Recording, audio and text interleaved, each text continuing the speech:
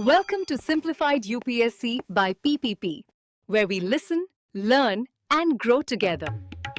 जब हम इतिहास की किताबें पलटते हैं तो महान युद्ध यानी द ग्रेट वॉर हमें बस कुछ तारीखों और लड़ाइयों का एक चैप्टर सा लगता है ना? पर जरा सोचिए, क्या हो अगर ये सब कुछ, ये पूरी तबाही सिर्फ एक गोली से शुरू हुई हो, एक छोटी सी चिंगारी जिसने देखते ही देखते पूरी दुनिया को अपनी चपेट में ले लिया। तो चलिए आज इसी चिंगारी से उस भीषण आग तक के सफर को समझते हैं। आगे बढ़ने से पहले एक सवाल पर गौर करते हैं। क्या किसी को अपने दोस्त का हमेशा साथ देना चाहिए, चाहे वो सही हो या गलत? सुनने में तो ये बड़ा सीधा साधा सवाल लगता है, लेकिन हम अभी देखेंगे कि कैसे इसी एक सवाल ने पूरी दुनिया का नक्शा बदल कर रख दिया। क्योंकि 1914 का जो यूरोप था ना, वो एक मकड़ी के जाले जैसा था। मतलब देशों ने आपस में ऐसी ऐसी गुप्त संधियां और वादे कर रखे थे कि वो एक दूसरे से बंधे हुए थे, और ऐसे में एक धागा खींचने का मतलब था पूरे जाले को हिला देना। यही थे प्रतिद्वंद्वी गठबंधन। तो चलिए थोड़ा समय में पीछे चलते हैं और उस माहौल को महसूस करते हैं। कल्पना कीजिए एक ऐसे यूरोप की जहां हर देश मानो अपनी मुट्ठी भींचे खड़ा हो, एक बहुत बड़े टकराव के लिए पूरी तरह से तैयार। तो ये जो तनाव था ना, इसके पीछे असल में 3 बड़ी वजहें थीं, बिल्कुल डोमिनोज की तरह एक के बाद एक गिरने को तैयार। सबसे पहला, जबरदस्त मिलिट्री तैयारी। और ये सिर्फ कुछ बंदूकें खरीदने जैसा नहीं था, नहीं, ये एक खतरनाक होड़ थी। हर देश दूसरे से ज्यादा ताकतवर हथियार बनाने में लगा था। नतीजा, हर तरफ डर और शक का माहौल। दूसरी वजह थी राष्ट्रवाद की आग, मतलब मेरा देश महान, बाकी सब बेकार वाली सोच। इस जिद ने देशों के बीच नफरत की दीवार खड़ी कर दी। और तीसरा, और शायद सबसे खतरनाक, था वो गठबंधनों का जाल, जिसने ये पक्का कर दिया था कि अगर एक भी चिंगारी भड़की तो आग पूरे महाद्वीप में फैलेगी ही फैलेगी। इन्हीं गठबंधनों में से एक बहुत अहम था, सेंट्रल पावर्स। सोचिए, जर्मनी और ऑस्ट्रिया हंगरी के बीच की ये दोस्ती एक बहुत ताकतवर टीम बना रही थी, और इस टीम का एक ही रूल था, कुछ भी हो जाए एक दूसरे का साथ नहीं छोड़ना है।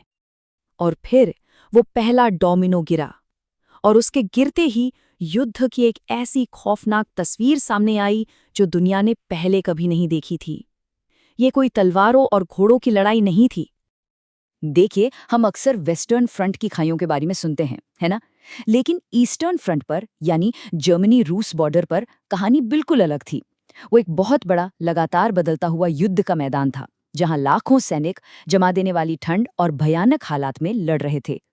यहाँ पर टेक्नोलॉजी, जो कभी तरक्की का दूसरा नाम हुआ करती थी, अब उसका इस्तेमाल हो रहा था औद्योगिक पैमाने पर इंसानों को मारने वाली मशीनें बनाने के लिए। इसी टेक्नोलॉजी ने इस युद्ध को पहले के सभी युद्धों से एकदम अलग बना दिया।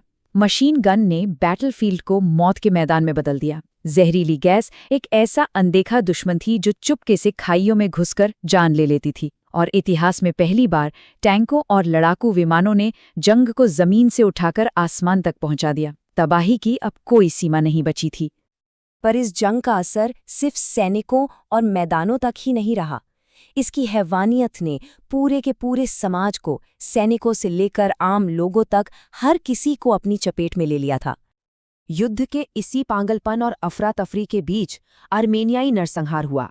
यह इस बात का एक भयानक सबूत था कि कैसे युद्ध की आड़ में जातीय नफरत को हवा दी जा सकती है और लाखों बेगुनाहों को मौत के घाट उतारा जा सकता है।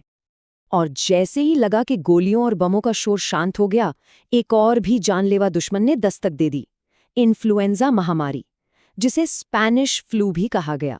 सैनिकों के साथ ये बीमारी दुनिया भर में फैली और इसने युद्ध से भी कहीं ज्यादा जानें ले ली। एक ऐसा अनदेखा दुश्मन जिसने किसी को नहीं बख्शा। 4 साल की भयानक तबाही के बाद आखिरकार यूरोप में बंदूकें शांत हुईं। पर सवाल ये है कि क्या ये वाकई शांति थी या फिर ये किसी बड़े तूफान से पहले की खामोशी थी? अब शांति कायम करने के नाम पर विजेताओं ने एक संधि तैयार की, वर्साई की संधि। पर सच कहें तो ये शांति का दस्तावेज कम और सजा का फरमान ज्यादा लग रहा था। देखिए हुआ क्या, सारा का सारा दोष जर्मनी पर मढ़ दिया गया। उस पर इतना भारी हर्जाना लगाया गया कि चुकाना नामुमकिन था। उसकी जमीनें छीन ली गईं और उसकी सेना को इतना छोटा कर दिया गया कि वो बस नाम की रह गई। ये शांति नहीं थी, ये सरासर एक अपमान था। और बस इसी के साथ आखिरी डोमिनो भी गिर गया, क्योंकि जब शांति की नींव ही किसी को दोषी ठहराने और अपमानित करने पर रखी जाए, तो वो सुलह नहीं करती, वो तो बदले की भावना को जन्म देती है। और इसने आने वाले एक और भी बड़े और भी भयानक संघर्ष के लिए जमीन तैयार कर दी। और यहीं पर महान युद्ध की सबसे बड़ी ट्रेजेडी सामने आती है। एक ऐसा युद्ध जिसे सभी युद्धों को खत्म करने वाला युद्ध कहा गया, उसी ने एक और महायुद्ध के बीज बो दिए। यह हमें सोचने पर मजबूर करता है कि असली जीत जंग के मैदान में नहीं, बल्कि शांति की मेज पर होती है। पर सवाल यह है कि जब शांति ही अगले युद्ध का कारण बन जाए, तो असल में जीतता कौन है? Thanks for watching. Follow us on Telegram and Instagram. Don't forget to like, share, and subscribe.